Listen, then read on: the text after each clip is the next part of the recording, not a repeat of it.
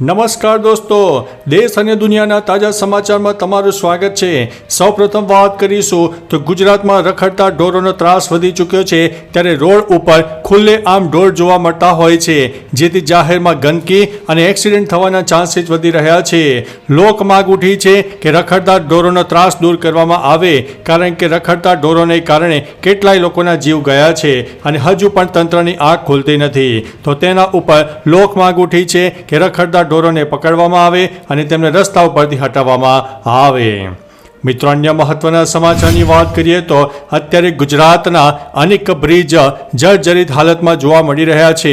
મહત્વનું છે કે બિહારમાં 11 બ્રિજ ધરાશાયી થઈ ચૂક્યા છે, ત્યારે હવે લોકમાંગ ઉઠી છે કે ગુજરાતના તમામે તમામ જે બ્રિજ છે તેનું ઇન્સ્પેક્શન કરવામાં આવે અને જર્જરિત હોય, તેની દુર્દશા ખરાબ હોય તો તેને રિપેર તાત્કાલિક અસરથી કરવામાં આવે, જેથી મોટી હોનારત ન સર્જાય। મિત્રો, અન્ય મહત્વના સમાચારની વાત કરીએ તો અત્યારે ગુજરાતના અનેક વિસ્તારમાં દબાણોનો રાફડો ફાટી નીકળ્યો છે। તંત્ર દ્વારા દબાણો હટાવવામાં આવે છે, પરંતુ અઠવાડિયા 10 દિવસ બાદ ફરીથી દબાણો યથાવત જોવા મળી રહ્યા છે। ત્યારે બીજી તરફ દબાણોને કારણે ટ્રાફિકની સમસ્યા પણ વધુ ને વધુ વકરી રહી છે। ત્યારે લોકમાંગ ઉઠી છે કે દબાણોને કાયમી પ્રમાણે હટાવવામાં આવે તો આ ટ્રાફિકની સમસ્યા હલ થઈ શકે અને અન્ય કોઈના જીવ ન જાય, જેથી અકસ્માત સર્જાય। મિત્રો, અન્ય મહત્વના સમાચારની વાત કરીએ તો ગુજરાતમાં અત્યારે મોટા સમાચાર સામે આવી રહ્યા છે। બીમાર થઈ ગયા છે લોકો। રાત્રે સેવ ટામેટાનું શાક ખાધા બાદ ઉલટીઓ થઈ ગઈ હતી। વડોદરાથી 9 ડૉક્ટરની ટીમ છોટાઉદેપુરમાં જોવા મળી છે।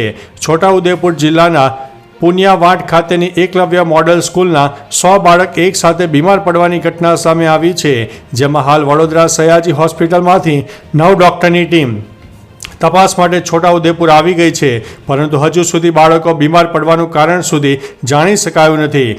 ઉલ્લેખનીય છે કે સવારથી જ બાળકોએ તાવ અને માથામાં દુખાવાની સાથે ઉલટી થવાની ફરિયાદ કરી હતી। ધારાસભ્યએ બાળકો અને ડોક્ટરો સાથે વાત કર્યા બાદ ફૂડ પોઈઝનિંગની આશંકા હોવાનું સામે આવ્યું છે। મિત્રો, અન્ય મહત્વના સમાચારની વાત કરીએ તો 12 ઇંચથી વધારે વરસાદની અંબાલાલ પટેલની આગાહી।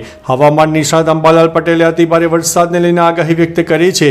તેમણે જણાવ્યું છે કે 14 થી 15 જુલાઈ ના બંગાળના ઉપસાગરમાં હલચલ જોવા મળશે અને સિસ્ટમ ગુજરાત સુધી આવી પહોંચશે। 17 થી 24 જુલાઈમાં દક્ષિણ ગુજરાતના ભાગોમાં વરસાદ થવાની શક્યતા છે। ઘણા ભાગોમાં 12 ઇંચ વરસાદ ખાબકી શકે છે। સૌરાષ્ટ્રના ભાગોમાં લો પ્રેશરના કારણે ભારેથી અતિભારે વરસાદ થવાની શક્યતા છે। મિત્રો, અન્ય મહત્વના સમાચારની વાત કરીએ તો ઉત્તર પ્રદેશમાં અયોધ્યા, પીલીભીત, બરેલી, આઝમગઢ અને હરદોઈ સહિત 17 જિલ્લામાં પૂરની પરિસ્થિતિ વ્યાપી ગઈ છે। નદીઓના જળસ્તરમાં સતત વધારો થઈ રહ્યો છે અને ઘટાડો પણ થઈ રહ્યો છે। બરેલીની બહગુલ નદીમાં જળસ્તર વધતા ઘણા ગામો પ્રભાવિત થયા છે। પૂરના કારણે ડૂબી જવાથી 2 બાળકો સહિત કુલ 4 લોકોના પણ જીવ ગયા છે। મિત્રો, અન્ય મહત્વના સમાચારની વાત કરીએ તો આ જિલ્લામાં ભારેથી અતિભારે વરસાદની આગાહી વ્યક્ત કરવામાં આવી છે। હવામાન વિભાગે આજે 14 જુલાઈના રોજ દક્ષિણના ભાગોમાં વિસ્તારોમાં ભારેથી અતિભારે વરસાદની શક્યતા વર્ણવી છે, જેની સાથે ગીર સોમનાથ, અમરેલી, ભાવનગર, નવસારી અને વલસાડ જિલ્લામાં ઓરેન્જ એલર્ટ આપવામાં આવ્યું છે।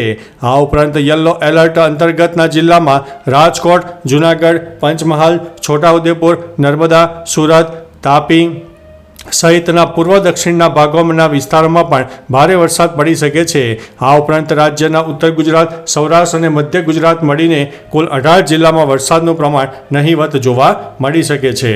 મિત્રો, અન્ય મહત્વના સમાચારની વાત કરીએ તો ગુજરાતના 74 તાલુકામાં 8 ઇંચથી વધુ વરસાદ નોંધાયો હતો, જેમાં વલસાડમાં 10 ઇંચથી વધુ, ઉમરગામમાં 7 ઇંચથી વધુ, નવસારી જિલ્લાના ખેરગામમાં 8 ઇંચથી વધુ, ગણદેવીમાં 8 ઇંચથી વધુ સહિતના તમામ તાલુકામાં સારો વરસાદ પડતા નદીઓ 2 કાંઠે વહેતી થઈ ગઈ છે। આ દરમિયાન હવામાન વિભાગ દ્વારા આગામી 6 દિવસ ભારેથી અતિભારે વરસાદ પડવાની આગાહી કરવામાં આવી છે। બીજી તરફ સાયક્લોનિક સિસ્ટમ સર્ક્યુલેશન થતાં રાજ્યના અનેક વિસ્તારમાં ધોધમાર વરસાદ પડવાની શક્યતા વર્ણવવામાં આવી છે। તો ચાલો મિત્રો, ફરીથી દેશ અને દુનિયાના સુપરફાસ્ટ સમાચાર લઈને મળતા રહીશો। ત્યાં સુધી અમને રજા આપશો। નમસ્તે।